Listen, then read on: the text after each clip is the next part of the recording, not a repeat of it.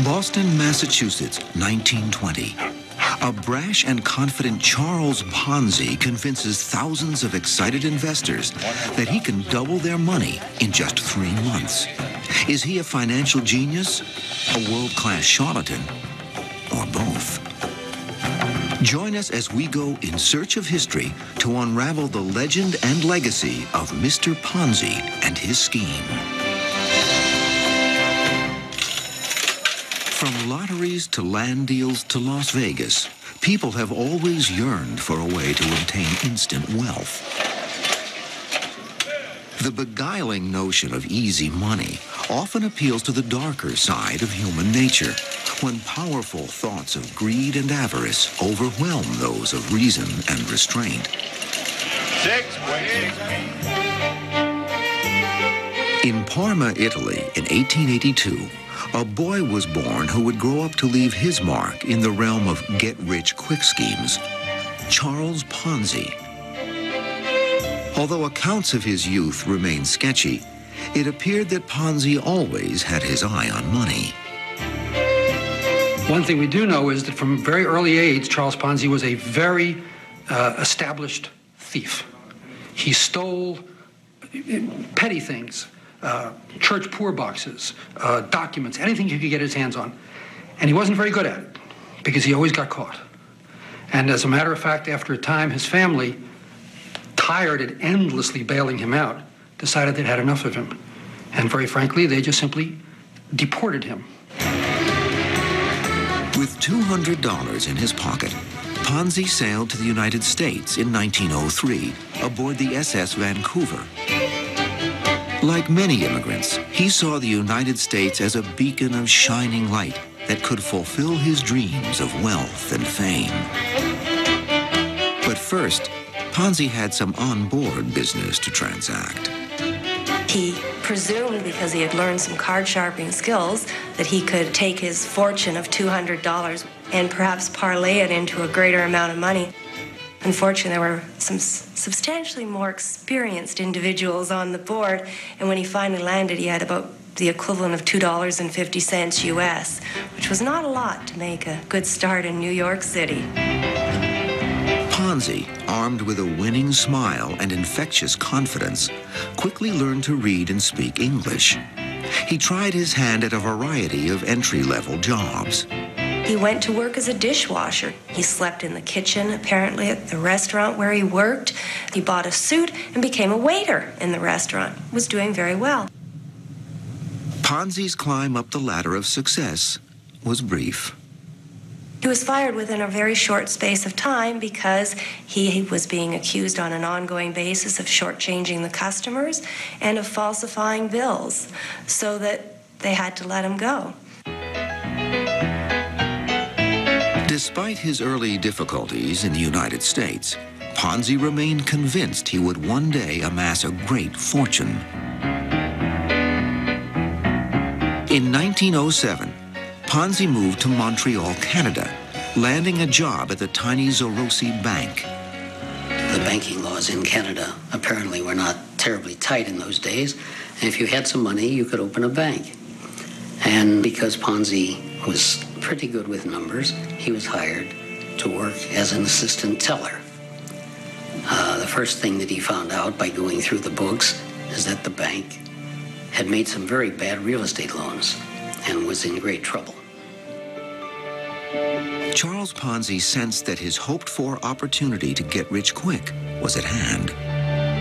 With the help of an acquaintance, Ponzi developed a plan to take over the Zorosi Bank. Meanwhile, Ponzi was secretly depleting the account of an elderly bank customer by imitating her signature and cashing checks in her name. And the bank auditors were called in, and within a day they had figured out all that has gone on in that account, and Charles Ponzi was arrested. And then he was sent to jail for forgery, and he served 3 years in a Canadian prison. Not wanting his family in Italy to learn the real story, the enterprising Ponzi wrote to his beloved mother that he had taken a job as special assistant to the prison warden for 3 years. When he got out of prison, he headed back to the United States. No point in coming into the United States empty-handed. He got involved in a scheme to smuggle Italian immigrants across the border from Canada to the United States. And he got caught. And he went to prison again. Charles Ponzi served a 2-year term at a U.S. penitentiary in Georgia, his visions of wealth and fame seemingly far beyond his grasp.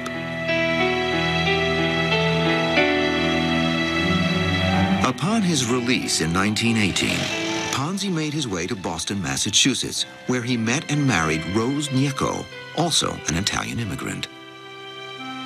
In Boston, once again, he landed a job at a fairly low level in an organization with J.P. Poole, which is an importer and exporter in Boston.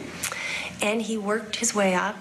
And really, who knows what might have happened if all of a sudden he hadn't had a correspondence with one particular Spaniard, and in the course of that correspondence, he discovered what his so-called grand scheme would be. It was a simple 1-cent item that Ponzi saw as $1 million miracle. The postal reply coupon. As America stood at the brink of the 1920s, it faced a time of great promise and wild financial speculation. Although prohibition had literally dampened spirits, the business world was booming, and there were untold riches waiting for those willing to take the risks. 1919, the United States felt full of itself. We had won the Great War. We had saved European civilization. America was confident, and the American working man felt that for the first time he was significantly participating in American success, in American growth. It was a big change. In Boston, Italian immigrant Charles Ponzi had been searching for his way to participate in America's success. In November of 1919, Ponzi, small in stature but big in dreams, determined that postal reply coupons could be his mother lode. In 1907, an international postal congress had agreed to issue postal reply coupons throughout the world. The bearers could redeem these international coupons for postage stamps in their local country. This was to address a real problem. Immigrants who came to America could afford to buy stamps. The relatives who stayed home could not. So this was a way to allow relatives back home to write back to the family in America. Vice-like pressures of inflation and depression were ravaging post-World War I Europe, but the U.S. dollar remained strong. Ponzi saw an opportunity with postal reply coupons that, properly exploited, could result in great wealth. And Ponzi realized that if you went to a European post office with American dollars and bought postal reply coupons and then brought them to this country and cashed them in, you got U.S. postage many times more valuable than the U.S. money you spent for them. It was a legitimate opportunity of what we might call arbitrage. And this was the premise. Ponzi believed that for every $1 of postal reply coupons purchased, he could earn $5 when he redeemed them for stamps. With a 400% profit from these initial purchases, Ponzi would buy additional coupons and redeem them for even more money. It seemed to be a proposition that couldn't lose. The ebullient Ponzi chatted up his convoluted idea to friends and associates in restaurants and clubs throughout Boston. He had this gift of gab, and he just had this overwhelming personality and the smile at all times. No matter how bad things got, he had the smile. He seemed to glitter. He seemed to sparkle. He had an immense air of supreme confidence about himself. He really thought he was very special, and it just shows. Ponzi offered anyone a cut of the action if they invested money with him. He promised investors a 50% return on their money in 45 days, or he would double their money in just 3 months. Ponzi assured them he was making a 400% profit on the purchase and redemption of postal reply coupons, so he could easily afford to pay out a phenomenal rate of return.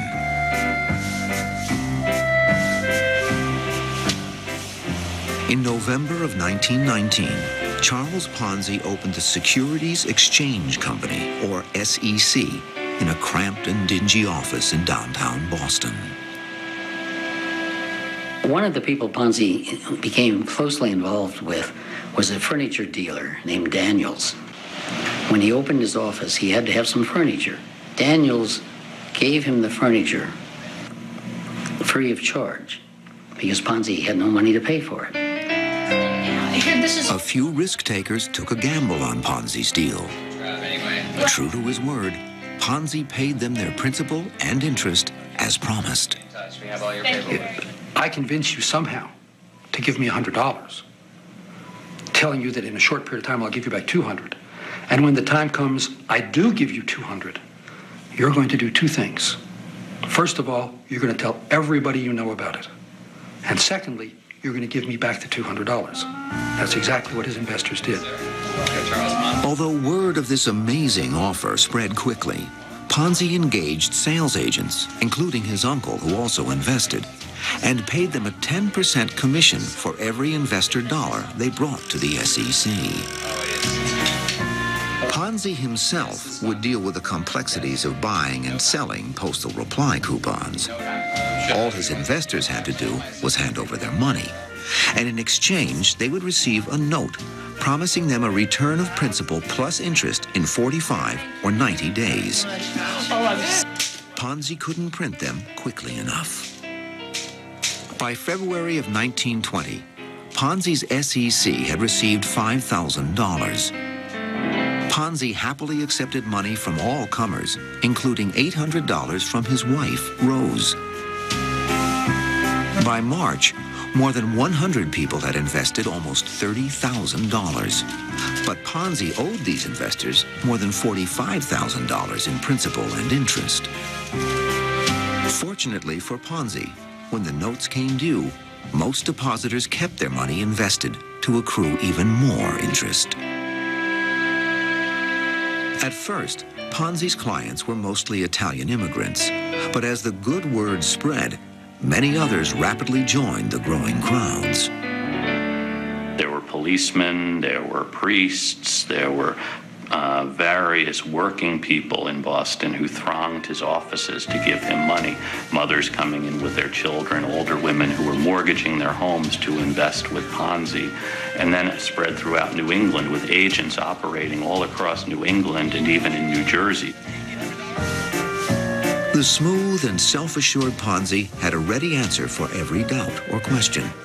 The effervescent Italian was able to convince even the most skeptical investors with his snappy patter.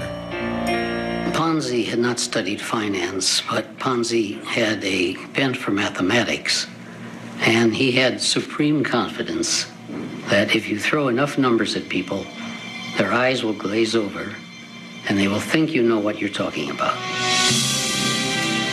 As torrents of money flowed daily into the coffers of the Security Exchange Company, Ponzi adjusted to his stunning success. He greatly expanded his office.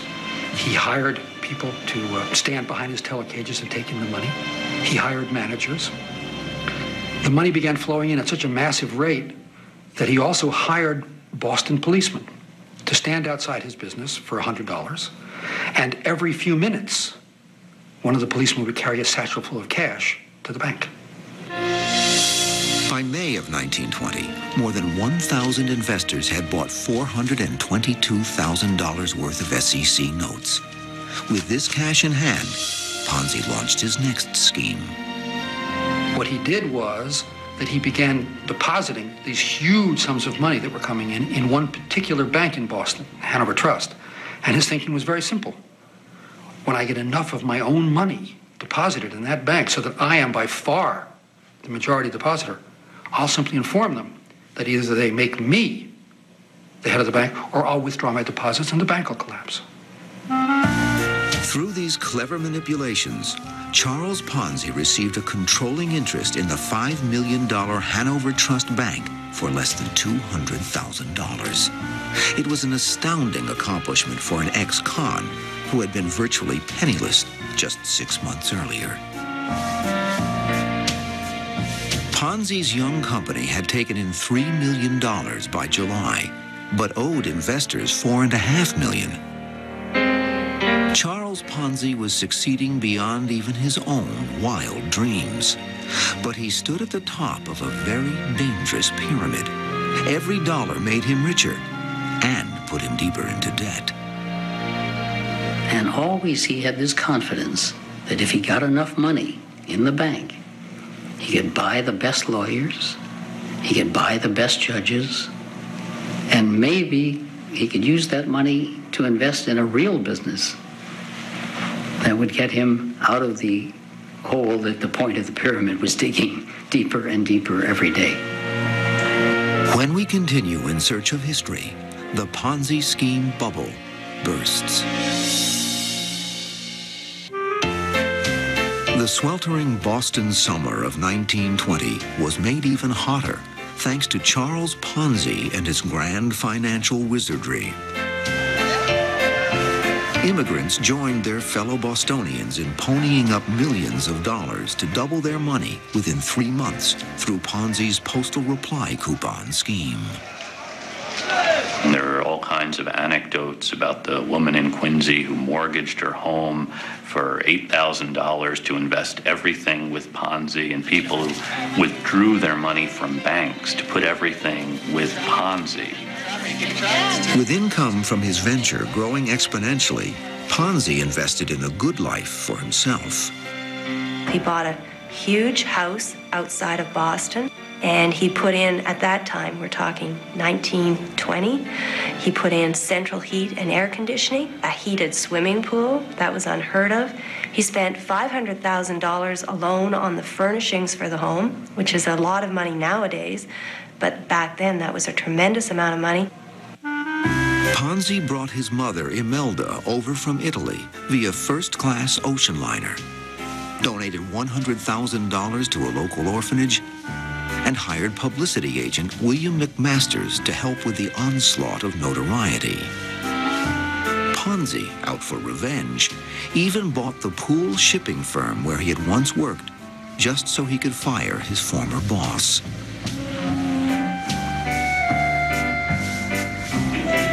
But with every dollar Ponzi took in, the mountain of debt he owed his fanatical investors kept growing. The crowds outside Ponzi's School Street office caused curious officials to check things out. So 3 police officers came to Ponzi to find out whether he was legitimate or not.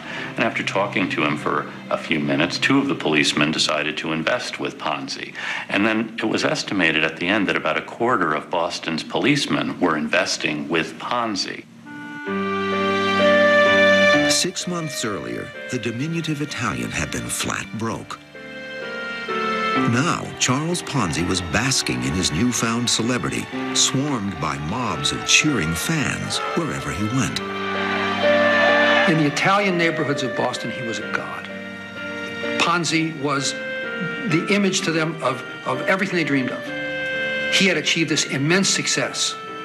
Not only that, they were all profiting immensely. Their money was being doubled. Somebody asked a member of the crowd about who was a very important person in America, and they answered Charles Ponzi, and he was there, and he said, well, what about Columbus? And they said, well, Columbus discovered America, but you're the man who invented money. And that was the way they felt about him. He was idolized. The first chink in Ponzi's financial armor arose when J.R. Daniels, the furniture dealer who had helped start Ponzi's business, came back into the picture. In the early summer of 1920, Daniels decided to sue Ponzi for $1.5 million because Daniels saw all of this money going into the Securities Exchange Company. He thought he was a partner. Ponzi owed him money, so he decided to sue. And this was part of the beginning of Ponzi's downfall when Daniels' suit brought attention to the fact that Ponzi was in this small office on rented furniture. How come he says he has all of these millions of dollars floating around? Although Daniels' claim was more sour grapes than a legitimate beef, an article about the suit published in the Boston Post brought a swift reaction. There was a run on Ponzi's Securities Exchange Company as some investors clamored for their money. One way Ponzi stopped the runs was by simply giving the money back. He could say, I can give away $200,000 a day, and it doesn't hurt me. And this then would stop the run as people would say, look, he's giving the money back, and more people would line up to try to invest. Both the Commissioner of Banks and the Attorney General of Massachusetts had heard about Ponzi's company and sent some men to investigate. The Boston press also began to take an interest in the man people were calling a financial genius. One particular individual, Richard Grosier, the son of the publisher of the Boston Post, was perhaps a little more cynical than some, and he started asking a lot of questions. He sent out investigative reporters and said, no, this is too good to be true. Something is going on. And so he was really starting to ask a lot of questions. But on July 24th, 1920, a surprisingly positive Boston Post article profiled Ponzi and his money-making machine. As a result, hundreds of people jammed the offices of Ponzi's SEC to invest. Prior to the article's publication, the millions of dollars that flowed into Ponzi's waiting hands had derived solely from word of mouth. He was averaging, in a very short space of time, about $250,000 a day. And that is a lot of money when you put it in the context of the 1920s. Back then, a millionaire was somebody who was very, very rare. And so somebody who was receiving in $250,000 a day, that was a lot of money to be dealing with. The same day the Post article hit the stands, Ponzi met with government officials at the Massachusetts State House. After determining that his books were too convoluted to sort out, Ponzi offered them a plan. Well, Ponzi really had no books. But he said, I will volunteer to stop taking in money while you're doing the audit. I will continue to pay out money because I am so rich I can afford to do this. But I won't take anything more if you think there's the slightest suspicious thing going on here. And they said, well, okay, that sounds all right to us. So they did not close him down immediately. In the meantime, Ponzi had been developing a new scheme that might free him from his looming predicament. He would convince his bankers to provide $10 million to purchase a fleet of merchant ships that were being sold by the U.S. government. Ponzi's plan was to transfer all of his company's assets and liabilities to the proposed steamship company, allowing his investors to trade in their investments for stock in the new company. Ponzi's plan failed to impress the bankers, and the scheme never materialized. By July 26th, the Boston Post had dug deeper into the dapper Italian's fuzzy financials and ran the first in a series of negative articles about Charles Ponzi and his SEC. They contacted Clarence Barron. He was the Wall Street publisher that put out Barron's paper. And Barron wrote an article in which he said, if Ponzi can make 300% profit for his investors, why is he putting his money in banks that are only paying 2 or 3%? Why isn't he investing in his own company? Then the next issue had Clarence Barron saying there's no possible way Ponzi's scheme could work. That in order for Ponzi to do this, there would have to be 160 million of these postal coupons circulating, and there are only about 27,000 in the world. The post office also reported that there had been no large purchases of postal reply coupons either in the United States or overseas. The resulting panic caused a frantic run on Ponzi's security exchange company. When hundreds of people lined up to get their precious money back, a near riot ensued and a few women fainted. Nearly $2 million were withdrawn from Ponzi's School Street office in less than 3 days. But the always positive Ponzi paid everyone back with a smile on his face. And Ponzi went out, this huge crowd of people, serving them coffee and donuts while they waited in line. He said, I can afford to do this. You have nothing to worry about. Some people turned away and said, all right, we'll leave our money in there. And this was going on while the auditors went on when we're doing their work. In response to the rising chorus of newspaper allegations, Ponzi was quoted as saying, I have just used this postal coupon idea as a blind. I didn't want the Wall Street boys to get even a hint of what my scheme is. As long as my depositors get their investments with profit, I don't have to account to anybody. Though Charles Ponzi maintained his exuberant demeanor, the noose seemed to be tightening. Ponzi's mother, interviewed by a local paper, said, sometimes I think it is all a dream, and I wake up and it will all be gone.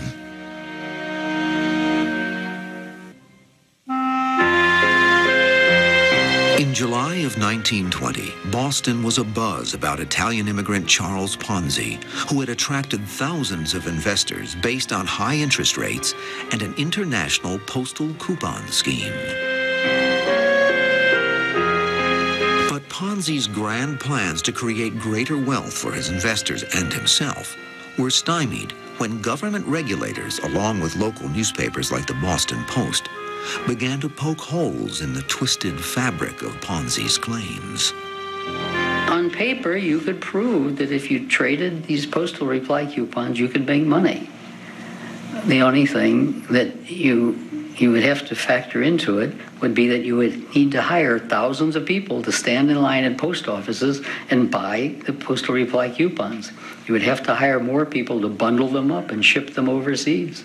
So on paper, yes, it looked fine, but it was not a realistic plan. On the one hand, you can say he was a swindler and he knew all along he was taking people. On the other hand, perhaps he just was optimistic that if he was given a chance, he could find $8 million that he owed people. Hundreds of people were already racing to redeem their money when the Boston Post published an article by William McMasters, Ponzi's former publicity agent, entitled Ponzi Hopelessly Insolvent. The article went on to claim that Ponzi was drowning in debt. He only has about $7 million at the most. He's taken in $15 million. If you've invested with Ponzi, you're going to lose it unless you get your money back. So McMasters, Ponzi's public relations man, really wound up turning him in because McMasters said a public relations man's first obligation is to the public he serves. On August 10th, 1920, U.S. federal agents converged on Ponzi's Securities Exchange Company and impounded everything in the offices. Ever the optimist, Ponzi kept his appointment to speak at the local Kiwanis Club that day. The theme of his talk was finance. On August 12th, 1920, Ponzi met again with the officials who were investigating him. The authorities were there, his books were being examined, and Ponzi, graceful to the end, finally said to them, "Are you telling me, gentlemen, that I am insolvent?" And they replied, "Yes." And he said, "In that case, I am your prisoner." And the business was over. The federal government indicted Charles Ponzi on 86 counts of fraud. The authorities also shut down the Hanover Trust Bank, where Ponzi had a controlling interest. It was interesting, when they went into the office to arrest him, the mob there virtually attacked the arresting agents. They were very upset. This was their hero. This man was inventing money for them. They all had visions of America providing them with their dream, which was to become wealthy. As it turned out, Ponzi never purchased any postal reply coupons. But nearly 17,000 investors had plunged more than $10 million into Ponzi's coffers within an 8-month period. At that time, he owed $15 million, but that was in 1920 terms. $10 million in 1920 might be worth $250 million today. I mean, we're doing $250 million. There were heart-rending accounts of investors who stood to lose everything. A World War I veteran with tuberculosis had hoped to take his Ponzi earnings and recuperate in Arizona. One woman invested the $1,000 her family had received when her husband lost a leg in an industrial accident. One young couple had deposited $4,600 with the dream of using the profits to buy their first home. Holding a worthless Ponzi note, the bitter husband remarked, "Guess it's a doghouse for us now." Charles Ponzi went to trial in the fall of 1920. On November 1st, he pled guilty to a federal charge of using the mails to defraud and was sentenced to 5 years in prison. Ponzi's wife, Rose, fainted when the judgment was announced. Ponzi was sent to Plymouth Jail, where he sent letters to many of his investors, writing that he hoped the recent miscarriage of your investments would not mar the spirit of the Christmas season. Many investors wrote back to the man who had so happily taken their money. Some of it were absolutely scathing. "You've stolen everything I had," calling him probably every name in the book. Some were very consoling and sympathetic with him and admiring, even saying what a great man he was. And he even received money. People would send money so that he could invest it when he got out. There were still believers out there.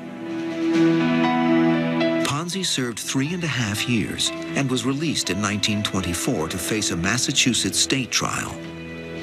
Ponzi was convicted and sentenced to a 7 to 9 year term. While out on bail pending his appeal, Ponzi went to Florida to raise money for his legal battles. He brazenly created the Charpon Land Syndicate Company while he was there. Charpon, Charles Ponzi, and he sold land.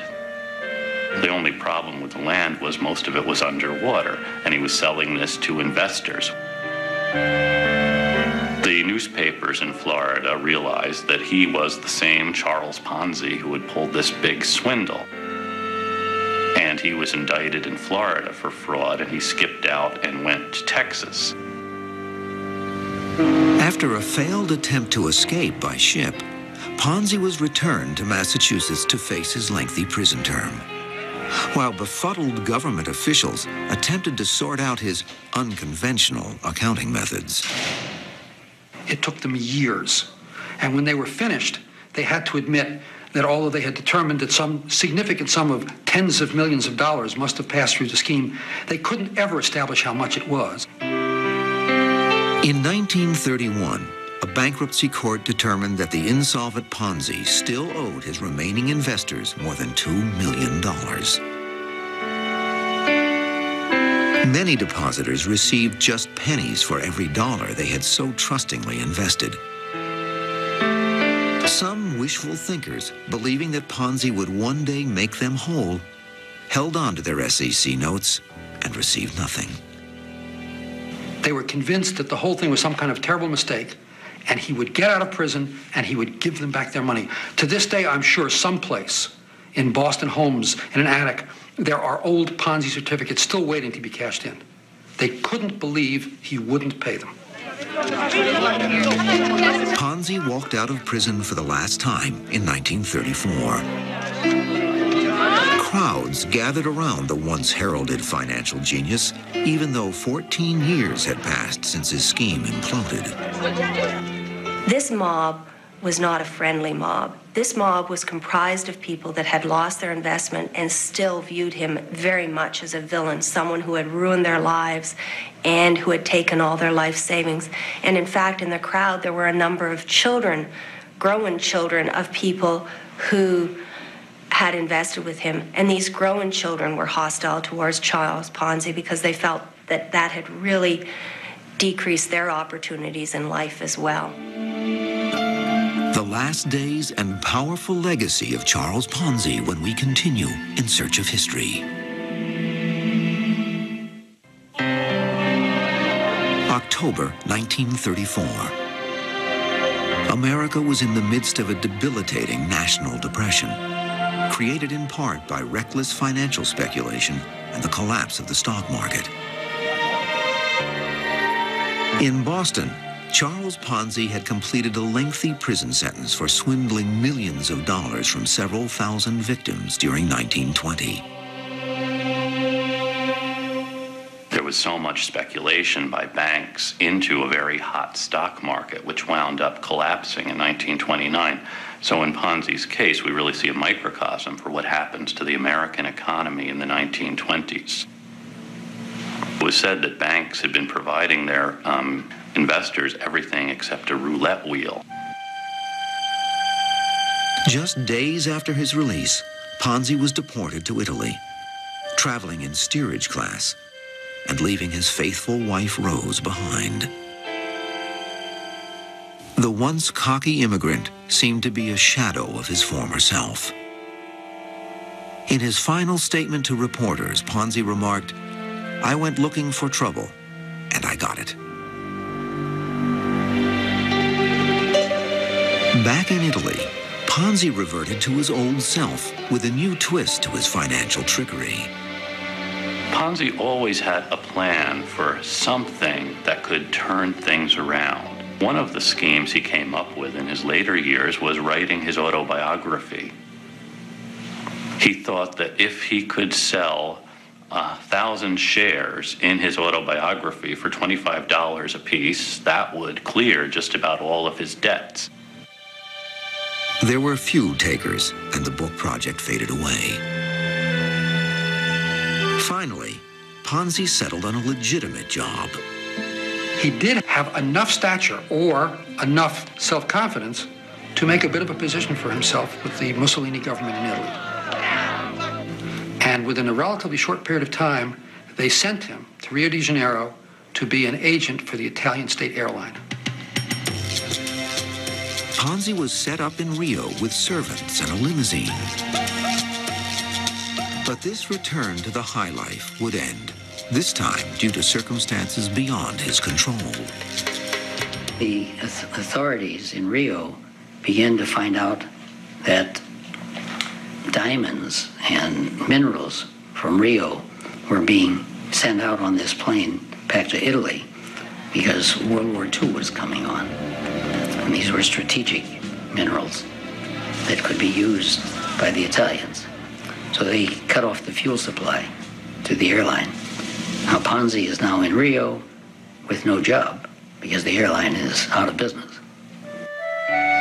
Charles Ponzi spent the last days of his life in the charity ward of a Rio hospital. He died in 1949 at the age of 67. And when he died, the only thing on his bedside table of any consequence was an unpublished manuscript entitled The Rise and Fall of Mr. Ponzi. At the time of his death, Ponzi's estate was valued at less than $100, just enough to pay for a pauper's funeral. Although its namesake passed away, the legacy of the Ponzi scheme lives on. A similar fraudulent money-making operation reared its head recently in a tiny foreign country. The entire government of Albania collapsed just 2 years ago because there were so many Ponzi schemes going on and so many government officials letting them go on because the government officials had invested their money in them. In 1993, a modern-day Ponzi named John G. Bennett created the Foundation for New Era Philanthropy. Bennett convinced numerous charities and nonprofit organizations to invest with his foundation, promising to double their money in 6 months with matching funds allegedly donated from a variety of wealthy benefactors. By the time Bennett's scam was uncovered, organizations including Harvard University, New York's Metropolitan Opera, and the Special Olympics lost more than $100 million. After Bennett was sentenced to 12 years in prison, he claimed that his desire to do God's work had made him delusional. Today, the internet is a fertile home to thousands of get-rich-quick plans and surefire money-making schemes. And just about every single day, some willing participants are swindled. You may wonder what moves a person to choose to invest. And the first thought, of course, is, well, there must be greed. But what moves these investors is actually something else. And at the very basis of it, I think, amazingly, is a fear of looking foolish. If I invest and it isn't legitimate, I'll lose my money. But if I pass this by and it is legitimate, I'm going to look like a fool. The Ponzi scheme has achieved a certain infamy in the world of finance. Some believe its namesake would be proud of that dubious achievement. He would love it. Ponzi would think that his legendary stature today is exactly what he deserves. Ponzi stands with Newton and with Einstein and with the great creators of history. His name is enshrined, and I'm sure that he would be delighted. When dreams of instant wealth cast their spell over the human psyche, characters like Charles Ponzi will always be lurking nearby, ready to separate people from their money, whenever we go in search of history.